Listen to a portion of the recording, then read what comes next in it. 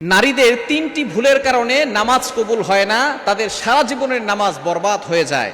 অনেক মা বোনরা আলহামদুলিল্লাহ এখন দিনের পথে ফিরে এসেছে, তারা এখন নামাজ পড়া শুরু করেছে, কিন্তু তারা তিনটি ভুল করলে আল্লাহ পাক রব্বুল আলামিন তাদের সারা জীবনের নামাজটাকে বরবাদ করে দিবেন, তাদের নামাজ আল্লাহর কাছে কবুল হবে না। নাম্বার ওয়ান, এক নাম্বার হচ্ছে যেই সকল নারীরা তাদের যখন নামাজে দাঁড়ায় তখন তাদের চুল সামনে অথবা পিছন দিক থেকে বের হয়ে থাকে। মনে রাখবেন, নারীদের নামাজ পড়ার সময় চুলটাকে ভালো করে হেজাব করে চুলটাকে ঢেকে রাখতে হবে। অনেক নারী নামাজ পড়ে কিন্তু চুলগুলো ঢেকে রাখে না, মনে করে আমি তো ঘরের ভিতরে আছি। আপনাকে নামাজ পড়তে হবে, এভাবে পর্দা করেই নামাজ পড়তে হবে, অর্থাৎ হেজাব, বড় হেজাব বর্তমানে পাওয়া যায়। এই বড় হেজাব এমনভাবে পড়বেন যাতে করে সামনে অথবা পিছন দিক থেকে আপনার চুল বের হয়ে না থাকে, এভাবে আপনি নামাজ পড়বেন। যদি কোনো নারীর চুল বের হয়ে থাকে তাহলে তার নামাজ হবে না। সারা জীবনের নামাজ, এত নামাজ সে কষ্ট করে পড়তেছে, এই নামাজ শুধু সে নামাজ নামের জন্য থাকবে, সওয়াবের ক্ষেত্রে তার কোনো সওয়াব হবে না। এজন্য অবশ্যই এক নাম্বার হচ্ছে চুল বের করে নামাজ পড়লে সেই নারীর নামাজ কবুল হবে না। নাম্বার টু, দ্বিতীয় নাম্বার হচ্ছে নারীদের শরীরের কোনো অংশ যদি নামাজের ভিতরে দেখা যায় তাহলে কিন্তু তার নামাজ হবে না। শুধুমাত্র হাতের কবজি থেকে এতটুকু খালি রাখবে এবং পায়ের গোড়ালি থেকে নিচ পর্যন্ত শুধু নিচের অংশটুকু খালি রাখবে, আর সব জায়গায় ঢাকা থাকতে হবে, পর্দায় থাকতে হবে।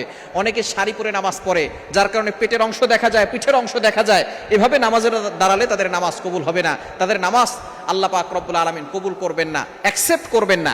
এজন্য এক নাম্বার, চুল দেখানো যাবে না, নামাজের ভিতরে চুল ভালো করে ঢাকতে হবে। দ্বিতীয় নাম্বার হচ্ছে শরীরের কোনো অংশ দেখানো যাবে না। তিন নাম্বার হচ্ছে মোস্ট ইম্পর্টেন্ট, সবচেয়ে গুরুত্বপূর্ণ, সেটা হচ্ছে কোনো নারী যদি সুগন্ধি ব্যবহার করে, পারফিউম ব্যবহার করে, পরপুরুষের সামনে এমনভাবে পারফিউম ব্যবহার করে নামাজে দাঁড়ায় যাতে ওই পারফিউমের সুগন্ধি পরপুরুষের নাকে যায়, তাহলে কিন্তু তার নামাজ আল্লাহ পাক রব্বুল আলামিন কবুল করবে না। আপনি ঘরের ভিতরে, কোনো নারী যদি ঘরের ভিতরে পারফিউম ব্যবহার করে, আতর ব্যবহার করে, ঘরের ভিতরে তার স্বামীর জন্য সেটা করতে পারবে, কিন্তু বাহিরে সে পরপুরুষকে তার দিকে আকৃষ্ট করার জন্য যদি সে সুগন্ধি ব্যবহার করে, কোনো পারফিউম ব্যবহার করে, তাহলে আল্লাহ পাক রব্বুল আলামিন তার নামাজ, রোজা যা করেছে এই সব কিছু বরবাদ করে দিবেন। এজন্য অবশ্যই নারীরা সুগন্ধি ব্যবহার করতে পারবে শুধুমাত্র ঘরে, যাতে করে কোনো পরপুরুষের নাকে না যায়। একমাত্র স্বামীর জন্য সে পারফিউম ব্যবহার করবে, সুগন্ধি ব্যবহার করবে। কিন্তু অনেক নারী আছে সুগন্ধি ব্যবহার করে মসজিদে নামাজ পড়তে যায়। কিছু কিছু মসজিদ আছে সেখানে, যেখানে নারীদের জন্য আলাদা জায়গা করে দেওয়া হয়েছে, সেখানে সে এমনভাবে পারফিউম ব্যবহার করে যে পারফিউমের কারণে পরপুরুষের নাকে তার সুগন্ধি চলে যায়।